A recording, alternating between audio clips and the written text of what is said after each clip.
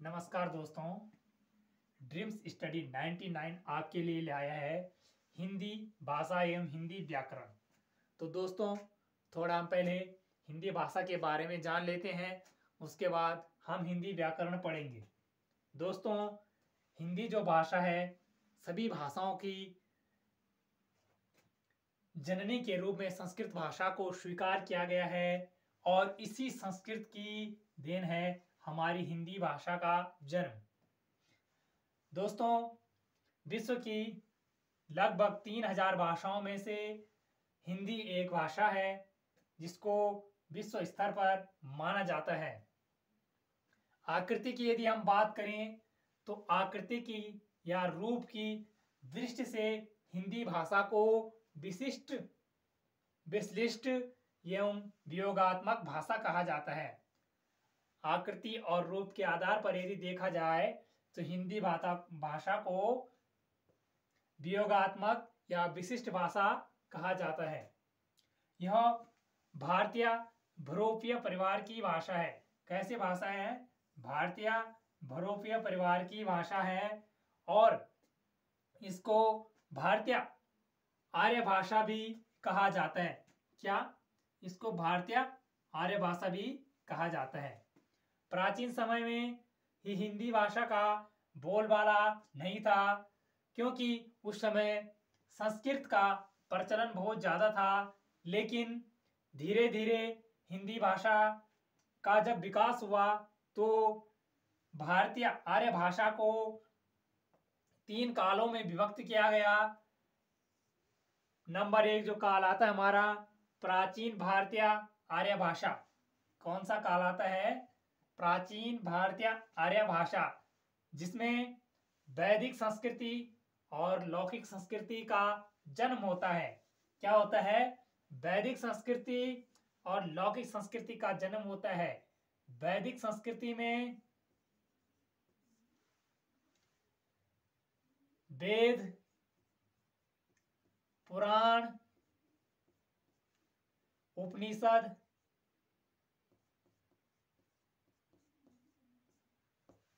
जैसे ग्रंथों की रचना हुई तथा लौकिक जो संस्कृति हुई, इसमें रामायण और महाभारत जैसे ग्रंथों की रचना हुई। रामायण और महाभारत जैसे ग्रंथों की रचना मानी जाती है। हिंदी भाषा का जब विकास हुआ, जो वैदिक संस्कृति है यह इसलिए आगे नहीं बढ़ पाई क्योंकि यह बोलने में बहुत ही कठिन थी, लिखने में कठिन थी, इसीलिए वैदिक संस्कृति का विकास नहीं हो पाया। लेकिन यदि हम लौकिक संस्कृति की बात करें तो यह बोलने में सरल थी, लिखने में सरल थी एवं समझने में भी सरल थी, जिससे लौकिक संस्कृति का धीरे धीरे विकास होने लग गया और इसमें रामायण, महाभारत जैसे ग्रंथ लिखे जाने लग गए। इसी प्रकार से जब लौकिक संस्कृति का भी खंडन होने लग गया, लौकिक संस्कृति भी टुकड़ों में बंटने लग गई, तब जाके भारतीय आर्य भाषा जो मध्यकालीन आर्य भाषा के रूप में परिवर्तित होती है। और इस मध्यकालीन आर्य भाषा में हमें पाली, प्राकृत और अपभ्रंश जैसी भाषाओं को हम पढ़ पाते हैं और पाली, प्राकृत, अपभ्रंश जैसी भाषाओं को समझने में सहायक सिद्ध होते हैं। प्राचीन जो ये भाषा है पाली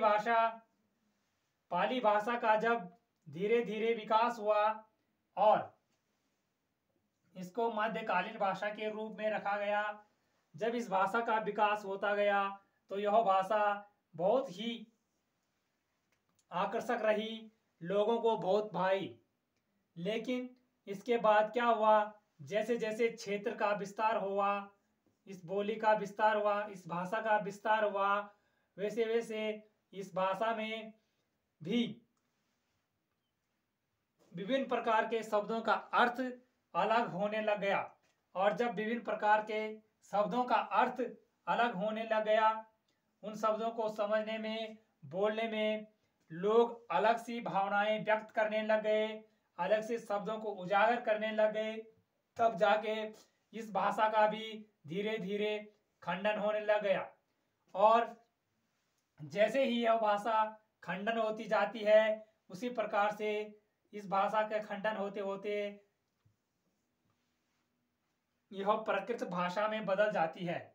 और जब भाषा का यह रूप कुछ समय तक चलता रहता है मध्यकालीन आर्य भाषा में, और इस समय महावीर स्वामी के द्वारा रचे गए ग्रंथों की रचना होती है।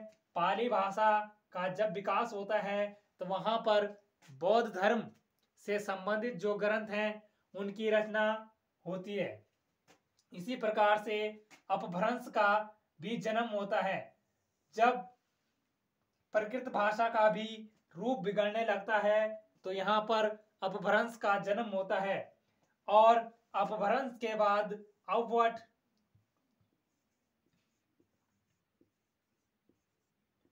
अवट का जन्म होता है। और अवट को कोई कोई व्यक्ति अपभ्रंश की ही भाषा मानता है। इस प्रकार से अपभ्रंश के बाद अनेक प्रकार की भाषाएं जो हैं आधुनिक